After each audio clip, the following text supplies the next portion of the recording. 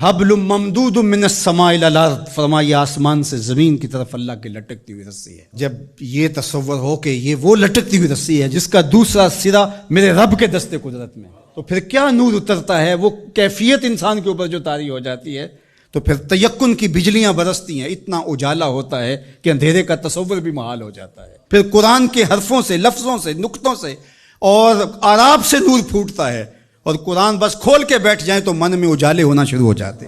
جب یہ تیقن انسان کے ساتھ جڑ جائے، چے جائے کہ قرآن کھول کے پڑھا جائے، سمجھا جائے، مفاہیم و مطالب کو جو ہے وہ سمجھنے کی کوشش کی جائے، یا کسی عالم یا کسی صاحب نظر کی صحبت میں بیٹھ کے قرآن سیکھا جائے، پھر تو جو روشنیاں برستی ہیں، من میں اجالے ہوتے ہیں۔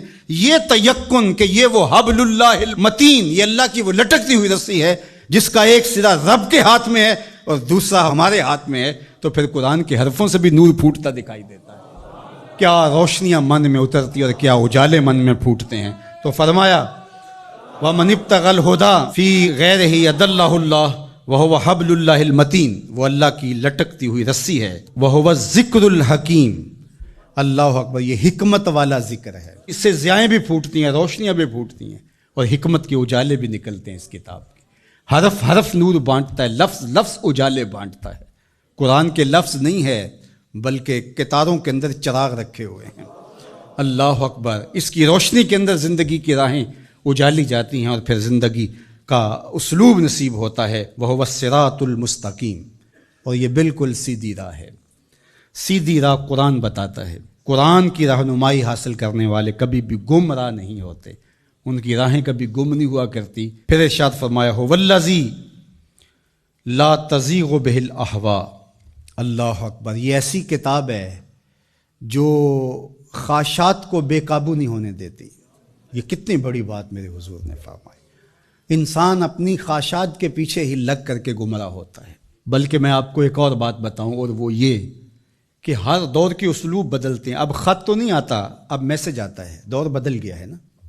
اب اونٹوں کے اوپر تلواروں سے لڑائی تو نہیں، اب تو بٹن دبانا ہے اور میزائل فائر کرنا ہے۔ تو مختلف ادوار کے اسلوب بدل گئے ہیں، تو جس طرح چیزیں بدلی ہیں، خط کی جگہ میسج آ گیا، اور جو ہے تیر و تفنگ کی جگہ یہ میزائل سسٹم آ گیا، اسی طرح اب بت لوہے کے، پتھر کے اور لکڑی کے، یہ پیتل کانسی کے بت نہیں رہے، اب خواہشات کے بت رہے، اب اناؤں کے بت بن گئے، آرزوؤں کے بت۔ اللہ نے فرمایا کہ وہ شخص جس نے اپنی خواہشات کو اپنا معبود بنا لیا۔ اب یہ امت لکڑی، کانسی اور مٹی کے بت تو نہیں پوجے گی، یہ خواہشات کے بت ہیں، انا کے بت ہیں، جو امت کو پارا پارا کر دیں گے، جو امت کو تقسیم کر دیں گے۔ میں بڑا ہوں، ہم چما دیگرے نیست، یہ بت ہیں، یہ پرستش ہے۔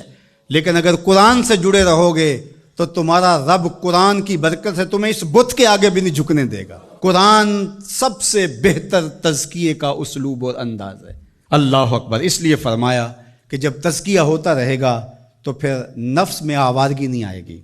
اس لیے قرآن کی روزانہ کی بنیاد پہ جو تلاوت ہے وہ انسان کی زندگی کے اندر نظم پیدا کرتی ہے۔ اللہ نے چاہا تو آئندہ کچھ برس کے اندر جمعۃ المبارک کے خطبے کے دوران ہی انشاءاللہ قرآن مجید ترتیب سے ہم شروع کر کے کوشش کریں گے کہ جو ہے وہ والناس تک اس کی ضروری توضیحات اور تفسیرات جو ہے وہ آپ کے سامنے رکھی جائیں، اور یہ قرآن مجید کی کلاس کی شکل اجتماع جمعہ اختیار کر گیا ہے۔